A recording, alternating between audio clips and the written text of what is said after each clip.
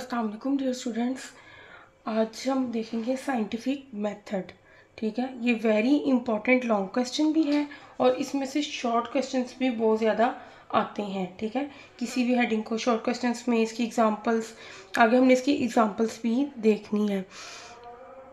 सबसे पहले scientific method. Scientist take specific steps for doing scientific work और research. मैंने आपको पहले भी बताया था कि साइंस में कोई भी फिगर या फैक्ट्स इसी तरह से नहीं होते, बल्कि इसको एक प्रॉपर वे में किया जाता है, सिस्टमेटिक वे में किया जाता है। साइंस की डेफिनेशन में भी आपने देखा था कि ये एक सिस्टमेटिक वे है, तो वही सिस्टमेटिक वे हमने देखना है, उसको हम क्या कहते हैं, साइंटिफिक मेथड।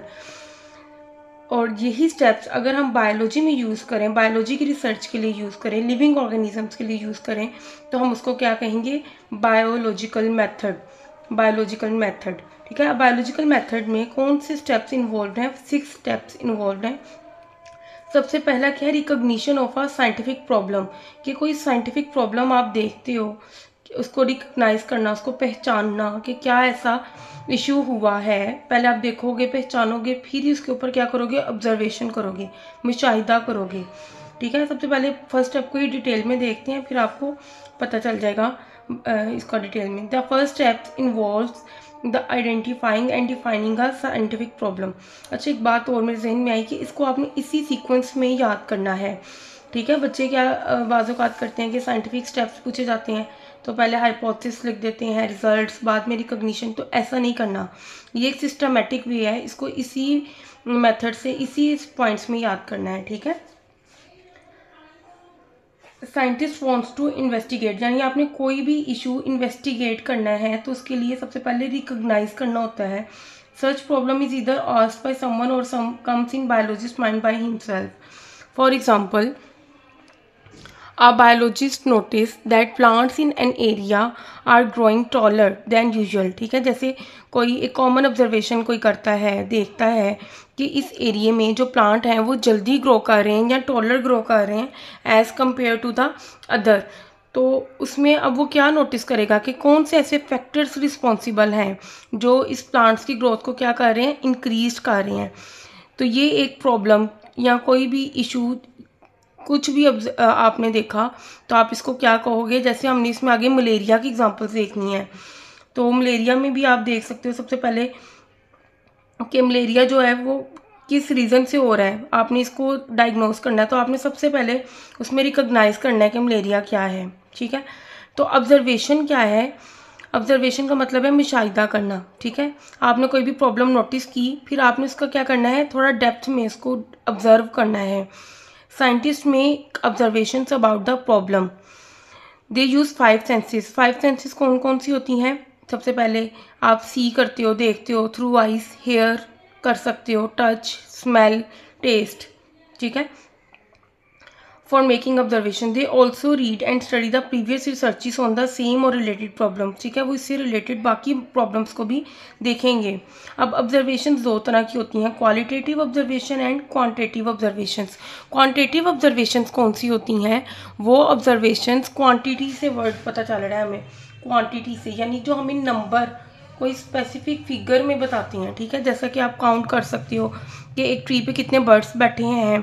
ठीक है, जो चीज़ काउंट की जा सकती हो या उसको नंबर्स में एक्सप्लेन किया जा सकता हो, न्यूमेरिकल फॉर्म में 2, 3, 4, या किसी स्केल से मेजर करके रीडिंग की जा सकती हो या उसको रिकॉर्ड किया जा सकता हो, तो उसको हम क्या कहते हैं, क्वांटिटेटिव ऑब्जर्वेशन। जबकि क्वालिटेटिव ऑब्जर्वेशन कौन सी होती हैं? वो ऑब्जर्वेशन जिनको आप मेजर नहीं कर सकते। ठीक है, तो उनको आप कैसे देख सकते हो? उनके कलर से, कि उनका कलर कैसा है, उनका टेक्सचर किस तरह का है। फ्लावर का टेक्सचर देख सकते हो कि वो स्मूथ है, रफ है। ठीक है, जो बाहर से सरफेस जो है आप वो देख सकते हो। तो जो क्वांटिटेटिव ऑब्जर्वेशंस होती हैं ये ज़्यादा एक्यूरेट होती हैं या रिलायबल होती हैं। ठीक है, कि उसमें, क्योंकि इसमें एक कांस्टेंट नंबर हो जाता है जो हमें बताता है। उसके बाद है हमारे पास हाइपोथेसिस। अब हाइपोथेसिस क्या होता है? ऑब्जर्वेशन की बेसिस पे साइंटिस्ट क्या करते हैं, एक स्टेटमेंट डेवलप करते हैं। ठीक है, और उसी स्टेटमेंट को हम क्या करते हैं, हमने प्रूव करना होता है।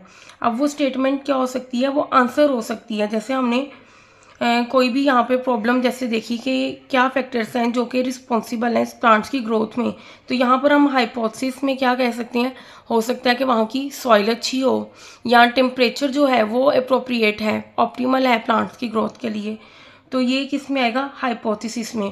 तो इसको टेंटेटिव आंसर यानी हमारी ही प्रॉब्लम का जो आंसर होगा, टेंटेटिव आंसर, टेंटेटिव का मतलब है मफरूज़ा, फ़र्ज़ किया हुआ, हमारा अपना मतलब फिक्स नहीं है, अभी इसकी रिज़ल्ट नहीं निकले, लेकिन हम उसको क्या कर रहे हैं, फ़र्ज़ कर रहे हैं कि ये आंसर हो सकता है कि टेम्परेचर वहाँ का क्या है, जो है अप्रोप्रिएट है उस प्लांट की ग्रोथ के लिए, मुनासिब है, इस वजह से उस प्लांट की ग्रोथ क्या हो रही है, फास्ट हो रही है या टाल हो रही है। Scientist make many hypothesis for a single problem, ठीक है, एक ही प्रॉब्लम के लिए कई हाइपोथेसिस बनाए जाते हैं, जैसा कि hypothesis has the following characteristics. अच्छा, ये एक अलग से शॉर्ट क्वेश्चन आ जाते हैं कि हाइपोथेसिस के कैरेक्टरिस्टिक्स बताएं। तो it is a propose statement to answer the problem, ठीक है, वही बात कि कोई भी जो प्रॉब्लम है उसका क्या होगा, आंसर होगा, प्रपोज्ड यानी कि हमने खुद से एज्यूम किया हुआ। It always matches with the available observation, उसको हमेशा ऑब्जर्वेशन से अवेलेबल ऑब्जर्वेशन से मैच करना चाहिए, ठीक है, बिल्कुल इरेलेवेंट नहीं होना चाहिए। It can be tested through experiments, और उसको एक्सपेरिमेंटली हम क्या कर सकें, प्रूव कर सकते हो, उसके ऊपर एक्सपेरिमेंट्स अप्लाई किए जा सकते हो। There is always a way to disprove the hypothesis, और ऐसा नहीं है कि हमने जो भी ये फर्जी स्टेटमेंट दिया इसको हमने एक्सेप्ट ही करना है, इसको रिजेक्ट भी किया जा सकता है, ठीक है, अगर वो हमारा आंसर ठीक से एक्सपेरिमेंट के बाद क्या है वो रिजेक्ट भी की जा सकती है। हाइपोथेसिस के बाद आता है डिडक्शन।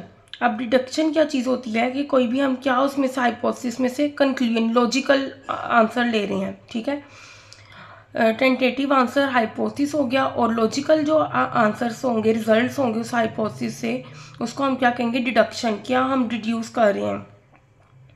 डिडक्शन के जो आंसर्स होते हैं ये इफ़ और देन स्टेटमेंट से आते हैं, ठीक है। Scientist assume that if hypothesis is true then what might be the results, ठीक है, कोई भी डिडक्शन के आप एग्जांपल्स हम आगे देखेंगे तो आपको समझ आ जाएगा, इसकी स्टेटमेंट हमेशा इफ़ से स्टार्ट होगी और देन से नेक्स्ट मूव करेगी। फॉर एग्जाम्पल, हाइपोथेसिस क्या है हमारे पास, leaf discolouration and stunted growth, stunted means slow growth, ठीक है, रुकी हुई growth, in a plant are caused by deficiency of iron in the soil, कि अगर किसी जगह पे लीफ क्या हो रहे हैं, डिस्कलरेशन, उनके कलर खराब हो रहे हैं या उनकी ग्रोथ क्या है, कम हो रही है, रुकी हुई है, तो क्या डिडक्शंस देंगे कि इफ़, मैंने बताया स्टेट डिडक्शन जो है वो कहाँ से स्टार्ट होगी, हमेशा इफ़ से।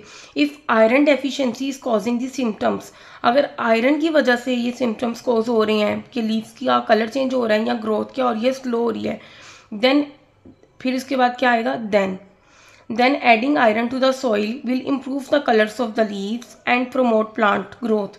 तो फिर जब हम उन पौधों को क्या देंगे, आयरन देंगे, तो सॉइल क्या होगी, इम्प्रूव करेगी कलर्स का लीव का, और प्रमोट भी करेगी प्लांट की ग्रोथ का। अब ये हमारी क्या है, डिडक्शन।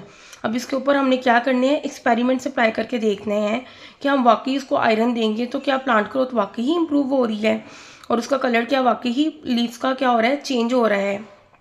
तो उसके बाद कौन सा स्टेप आएगा, एक्सपेरिमेंट, यानी जो भी हमने आंसर, लॉजिकल आंसर्स दिए, फिर हमने उसके ऊपर एक्सपेरिमेंट्स करने हैं। It is the most basic step of scientific method, ठीक है, ये बहुत बुनियादी स्टेप है, इसके बगैर साइंटिफिक मेथड नहीं हो सकता कंप्लीट। साइंटिस्ट परफॉर्म करते हैं experiments to all the hypothesis, जितने भी 4, 5 जितने भी आप हाइपोथेसिस एक प्रॉब्लम पे अप्लाई करोगे उसके ऊपर आपने सबके ऊपर क्या करने हैं, एक्सपेरिमेंट्स अप्लाई करने हैं। One hypothesis is prove correct then the alternate hypothesis are proved incorrect, उसमें से कोई भी एक हाइपोथेसिस जो होगा वो करेक्ट होगा, जो कि बाकी ऑल्टरनेट हाइपोथेसिस होंगे वो क्या हो जाएंगे, रिजेक्ट हो जाएंगे, ठीक है। एक ही स्टेटमेंट ठीक हो सकती है ना। The incorrect hypothesis are rejected and proof one is accepted, जो अप्रूव्ड वन हो जाएगा, एक्सेप्ट होगा, उसको फिर नेक्स्ट हम उसमें से रिजल्ट्स लेंगे। अब एक्सपेरिमेंट्स हम किस तरह से अप्लाई करते हैं, उसके लिए हम 2 ग्रुप्स बनाते हैं। एक ग्रुप होता है हमारा एक्सपेरिमेंटल ग्रुप, और एक क्या होता है, कंट्रोल ग्रुप, जो जिसके ऊपर हमने एक्सपेरिमेंट करना होता है, जिसको हम कोई से भी फैक्टर से अप्लाई कर रहे हैं, कोई भी मेडिसिन दे रहे हैं, या जिनको हम क्या दे रहे हैं, आयरन देंगे उन प्लांट्स को, तो उसको हम एक्सपेरिमेंटल ग्रुप में रख देंगे। जबकि जो दूसरा ग्रुप होगा कंट्रोल ग्रुप, उसमें हम कोई भी सप्लीमेंट नहीं देंगे, उसकी हमने वैसे ही ग्रोथ रखनी है। फिर ही हम दोनों का क्या करेंगे, कंपैरिजन करेंगे कि एक्सपेरिमेंटल ग्रुप में अगर हम आयरन दे रहे हैं तो क्या ग्रोथ इंक्रीज हो रही है, और अगर कंट्रोल ग्रुप में हम वैसे ही ट्रीट कर रहे हैं तो फिर क्या एक्सपेरिमेंटल ग्रुप में ग्रोथ इंक्रीज हो रही है या कंट्रोल ग्रुप में हो रही है। अगर तो आयरन देने से एक्सपेरिमेंटल ग्रुप में इंक्रीज होगी तो समझ आ जाएगी कि क्या है, आयरन की डेफिशिएंसी ही की वजह से क्या थी, प्लांट्स की ग्रोथ स्लो हो रही थी। ठीक है, इसमें जो एग्जांपल है वो देख लेते हैं। For example, you want to do experiment to test the necessity of carbon dioxide for photosynthesis. You will arrange two similar plants. आपने दो एक जैसे प्लांट्स लेने हैं, एक को आपने कंट्रोल ग्रुप में रखना है और दूसरे को एक्सपेरिमेंटल ग्रुप में रखना है। You will not provide carbon dioxide to one plant. इसको मैं आपको एक्सप्लेन कर देती हूँ। जैसा कि दो ग्रुप्स हमने ले लेने हैं कंट्रोल एक्सपेरिमेंट्स करने के लिए, एक कंट्रोल ग्रुप होगा,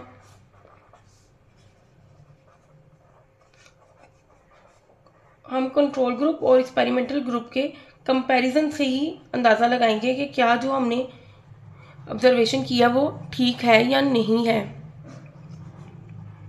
अब एक को कंट्रोल ग्रुप में हमने सेम प्लांट लेना है, उसको हमने कुछ भी नहीं देना, उसको उन्हीं नॉर्मल कंडीशन में वो ग्रो करेगा। ठीक है, और जबकि जो हमने एक्सपेरिमेंटल ग्रुप में प्लांट लिया है, इसको हमने क्या दिया, जिस तरह से आयरन दिया, इसमें हमने क्या ऐड करना शुरू कर दिया, आयरन।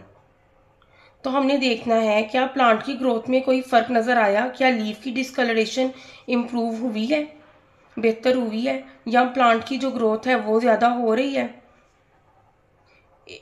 और कंट्रोल ग्रुप में भी देखना है कि लीफ उसी कंडीशन में है और ग्रोथ का क्या इफेक्ट है। अगर तो कंट्रोल ग्रुप से एक्सपेरिमेंटल ग्रुप में ग्रोथ ज़्यादा हो रही होगी, एक्सपेरिमेंटल ग्रुप में ग्रोथ ज़्यादा हो रही होगी, तो इट्स मीन्स कि जो आयरन है उसी की डेफिशिएंसी थी प्लांट में। लेकिन अगर ग्रोथ में कोई भी इफेक्ट नहीं आता, नो इफेक्ट, एक्सपेरिमेंटल ग्रुप में हमने आयरन दिया लेकिन फिर भी कोई इफेक्ट शो नहीं हो रहा, तो इसका क्या मतलब है कि वो आयरन की वजह से नहीं है। फिर हम जिंक देकर देख लेंगे या कोई और मिनरल देख लेंगे जिसकी वजह से हो रही होगी। तो कंट्रोल ग्रुप हमें बताएगा, साथ साथ कंपैरिजन करने में हेल्प करेगा कि ग्रोथ जो है वो आयरन की वजह से हो रही है या नॉर्मल वैसी ही कोई और इशू है। फिर हम जिंक देख लेंगे। ठीक है, इसके बाद आते हैं रिजल्ट्स पे। अब रिजल्ट्स में क्या है, जितनी भी इंफॉर्मेशन हमने यहाँ से एक्सपेरिमेंट से जो भी इंफॉर्मेशन ली, हम उसको गैदर करेंगे और उसके लिए हम कोई स्टैटिस्टिकल एनालिसिस लगाएंगे। और स्टैटिस्टिकल एनालिसिस क्या करते हैं, हमारे आंसर्स को कंप्रीहाइज कर देते हैं। ठीक है, जैसे कि ग्राफ्स में हम आ जाएंगे, ग्राफ्स जो हैं वो क्या करते हैं, हमारी पिक्चर को या समराइज कर देते हैं, रिजल्ट को, हमारे आंसर्स को। साइंटिस्ट ऑल्सो, जिसको हम एक ही विजुअलाइज ग्राफ्स क्यों बनाते हैं, ग्राफ्स में हम एक ही विजुअलाइज में हम कोई भी बार चार्ट या वो देख के हम क्या है जल्दी समझ जाते हैं आंसर्स को। ठीक है, उसके बाद रिजल्ट्स को हम कहाँ पे पब्लिश कर सकते हैं, अपनी फाइंडिंग्स को जर्नल्स में, बुक्स में, और उसके साथ हमने रेफरेंसेस ज़रूर ऐड करने होते हैं। ठीक है, रेफरेंसेस से हमें पता चलेगा कि हमने कहाँ से इंफॉर्मेशन ली है। Scientists also include a list of all the references in the summary to acknowledge the source of information। कि हम जो भी इंफॉर्मेशन मेंशन कर रहे हैं उसका सोर्स क्या है वो हम एंड पे रेफरेंसेस में देंगे। उसके बाद है theory and law. When experiments prove a hypothesis correct, scientists choose such hypothesis for making hypothesis। जब वो एक्सपेरिमेंट्स प्रूव करेंगे कि वो हाइपोथेसिस ठीक है, फिर क्या करेंगे, थ्योरी डिज़ाइन की जाएगी। When new hypotheses are again proved by experiment, उससे रिलेटेड जो हाइपोथेसिस फिर डिज़ाइन करेंगे और वो ठीक प्रूव हो रहे होंगे तो फिर थ्योरी बन जाएगी। ओरिजिनल हाइपोथेसिस क्या बन जाएगा, थ्योरी। अब थ्योरी की डेफिनेशन है ये, a theory is supported by extensive evidence and is repeatedly validated by multiple researchers। कि उसके ऊपर वही एक रिसर्चर नहीं, बाकी रिसर्चर्स भी क्या है वो काम करके देखेंगे कि उसकी वैलिडिटी क्या है।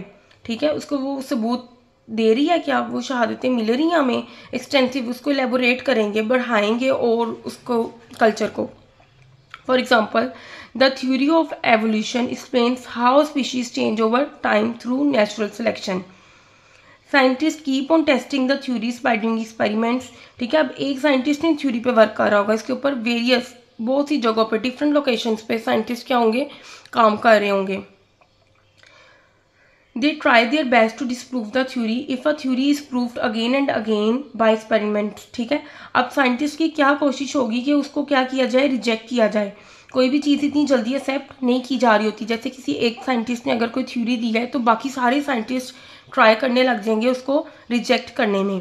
ठीक है, हर एक का क्या होगा कि इसने अगर कोई पॉइंट दिया तो मैं इसको क्या कर दूं, रिजेक्ट कर दूं और मैं खुद से कोई इन्वेंशन करूं.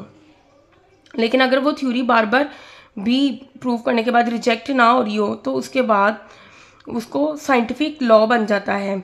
अ साइंटिफिक लॉ इज यूनिफॉर्म और constant for fact of nature. ठीक है, उसको बदला नहीं जा सकता. इस और जो बायोलॉजिकल लॉज हैं ये बहुत कम है, 2 ही बायोलॉजिकल लॉज हैं. The examples of biological laws are Hardy Weinberg law and Mendel's law of inheritance. ये आप क्लास 10th में पढ़ेंगे.